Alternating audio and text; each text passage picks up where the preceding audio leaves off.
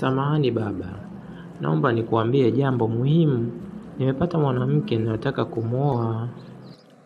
Hapana, unasemaje wewe? Umeanza kuchagua wanawake kivyako? Hilo unasema haliwezekani. Mimi tayari nimekuchagulia mke. Ni binti wa jirani yetu, tunamfahamu vizuri na ana maadili pia. Anatoka kwenye familia njema, sio hao kuokota mitaani. Allah! Baba, nakuelewa na naheshimu maamuzi yako, lakini huyu nilompata moyo wangu umemkubali. Ni kweli ndoa ni uamuzi wa familia, lakini ulionichagulia bado sijampenda moyoni. Naogopa kuoa bila upendo.